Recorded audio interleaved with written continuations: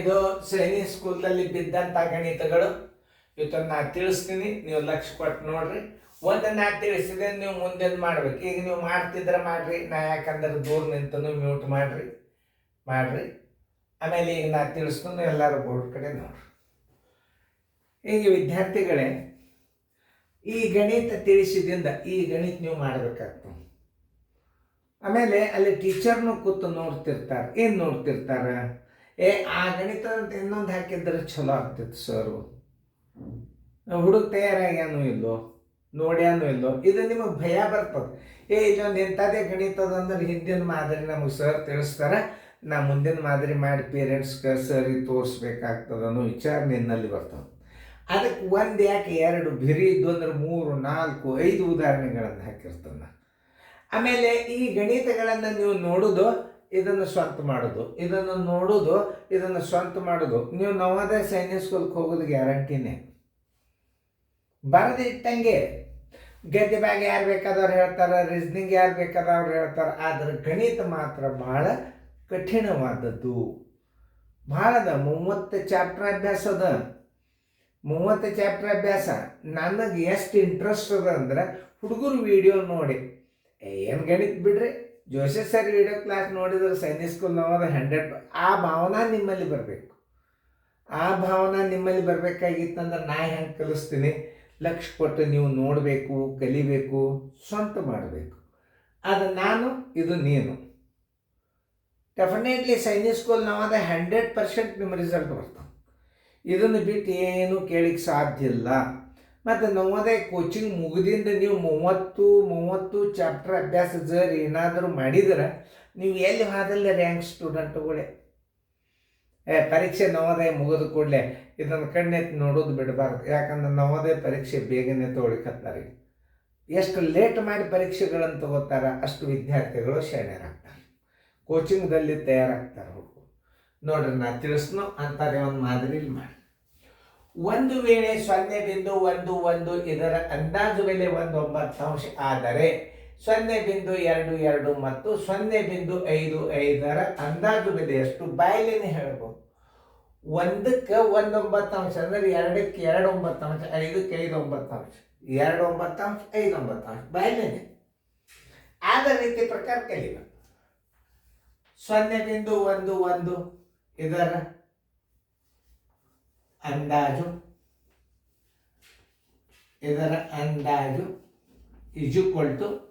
1.9.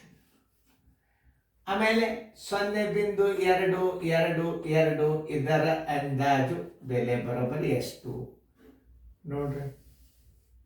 0.222 ಗುಂಡ್ಲೆ 1, 0.111 ಗುಂಡ್ಲೆ 9.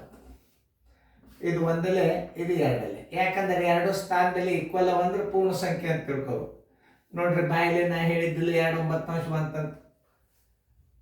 0.222ಕ್ಕೆ 2.9 ಆದ್ರೆ 0.55 ಎಷ್ಟು ಹಾಗೂ ಮಾಡ್ಬೋದು. ಈಗ ನಮ್ಮ ರೀತಿ ಪ್ರಕಾರ ಹಿಂಗೆ ಹೋಗಿ 0.11 ಇದರ ಅಂದಾಜು ಬೆಲೆ ಬರೋಬ್ಬರಿ 1.9 ಆದರೆ 0.555 ಇದರ ಅಂದಾಜು ಬೆಲೆ ಬರೋಬ್ಬರಿ ಎಷ್ಟು?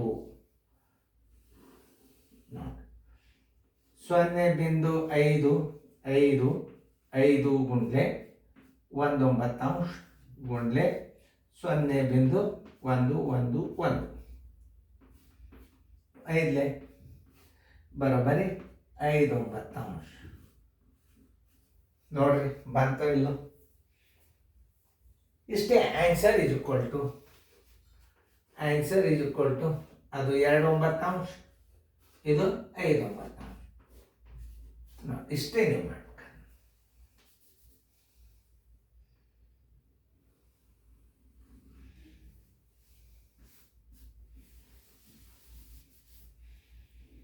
ಬರೋಬ್ಬರಿ 5.9. ಒಂದಾದ ಮುಂದಿನ ಮಾದರಿ ಮಾಡ್ರಿ, ಸರಳವನ್ನು ನೋಡ್ರಿ. ಹಿಂಗೆ ಮಾಡ್ಕೊತ ಹೋಗ್ಬೇಡ್ರಿ, ನಿಮ್ಮ ರಿಸಲ್ಟ್ 100% ಬಂದಂಗೆ ಅದು. ಚಂದಂಗೆ ತಿಳ್ಕೊಂಡು ಮಾಡ್ರಿ. ಮ್ಯೂಟ್ ಮಾಡ್ರಿ, ನಾ ದೂರ ಸರ್ದನೀಗ ಮ್ಯೂಟ್ ಮಾಡಿ. ಟೈಮ್ ಓವರ್ ಆಯ್ತು.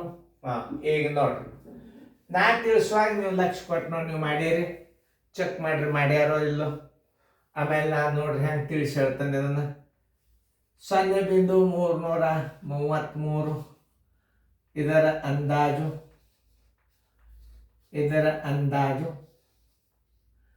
ಅಂಬೆ ಬೆಲೆ ಬರೋಬ್ಬರಿ 3 ಆದರೆ 0.111 ಇದರ ಅಂದಾಜು ಬೆಲೆ ಬರೋಬ್ಬರಿ ಎಷ್ಟು? 0.111 ಇಂಟು 3 ಸರ್ವಸ್ವಾಗಲೇ 0.333 ಇಂಟು 8 ಒಂದಲೇ 3 ಈ 3 ಹೊತ್ತು ಈ 3 ಹೊತ್ತು ಈಸ್ ಈಕ್ವಲ್ ಟು 1/8 ನೋಡ್ರಿ. ಈಗ 0.333 ಇದರ ಅಂದಾಜು ಬೆಲೆ ಬರೋಬ್ಬರಿ ಎಷ್ಟು? 3/8 ಆದರೆ ಇನ್ನೊಂದು ಯಾವುದು? 0.444 ಇದರ ಅಂದಾಜು ಬೆಲೆ ಬರೋಬ್ಬರಿ ಎಷ್ಟು? ನೋಡಿ 0.444 ಗುಂಡ್ಲೆ 3 0.333 ಗುಂಡ್ಲೆ 8 111 ಇದು 3 ಒಂದಲೇ 3 ಇದ 33 ಒಂದಲೇ ಮಾಡ್ರಿ 33 ಒಂದಲೇ 3 ಒಂದಲೇ ನೋಡಿ 3 ಒಂದಲೇ 3ಲೇನೆ ಹೊಡೆಯಿರಿ 3 ಒಂದಲೇ 3 111 111 ಒಂದಲೇ 111 ನಾಲ್ಕಲೇ 4 ಒಂದಲೇ 4 ಎರಡಲೇ ನೋಡ್ರಿ ಎಷ್ಟು ಮಜಾ ಅದೈತಿ ಬರೋಬ್ಬರಿ 1/2 ನೋಡಿ ಎಷ್ಟು ಚೇಂಜ್ ಆಯ್ತು ನೋಡ್ರಿ. ಅದು ಎಷ್ಟು ಮಜಾ ಅದ ನೋಡ್ರಿ. ಗಣಿತ ನೋಡಿದ್ರೆ ಹೆಂಗದ 4 ಅಂಶ ಅಂದರೂ ಒಂದೇ 4 ಅಂಶ ಅಂದರೂ ಒಂದೇ 1/2 ಅಂದರೂ ಒಂದೇ. ಆನ್ಸರ್ ಇಸ್ ಈಕ್ವಲ್ ಟು ಒಂದನೇದು ಎಷ್ಟು ಬಂದದ 1/8 ಎರಡನೇದು ಎಷ್ಟು ಬಂದದ 1/2 ಎರಡು ಒಂದೇ ನೋಡಿ. 4ಕ್ಕೆ 8ಕ್ಕೆ ಇಟ್ರೆ ಅದು ಸಮಾನ ಭಿನ್ನ ರಾಶಿ ಅಂತ. ಹಿಂಗೆ ಲೆಕ್ಕಗಳು ನಿಮಗೆ ಬರಬೇಕು ಅಂದ್ರೆ ಏನಾಗ್ತದ? ನೀವು ಎಲ್ಲ ಗಣಿತಗಳು ನೀವು ಸ್ವಂತ ಗಣಿತಗಳು ಮಾಡ್ಲಿಕ್ಕೆ ಹತ್ತೀರಿ ಅಂದ್ರೆ ಮುಂದೆ ಎಲ್ಲ ಮುಗೀತು. ನೀವು ನವೋದಯ ಸೈನಿಕ್ ಸ್ಕೂಲ್ನಾಗ ಕೂತು ಅಭ್ಯಾಸ ಮಾಡ್ಲಿಕ್ತೀರಿ ಅನ್ನೋದು ನಾ ಗ್ಯಾರಂಟಿ ಹೇಳ್ತೀನಿ. ಚೆನ್ನಾಗಿ ನೋಡ್ರಿ, ಮುಂದಿನ ಗಣಿತಗಳು ವಿಷಯದಾಗ ಬರ್ತಾವ. ದಶಮಾಂಶದ್ದು ಪರ್ಫೆಕ್ಟ್ ಆಗಿದೆ ಇದು. ಅನುಕ್ರಮ ನಂಬರ್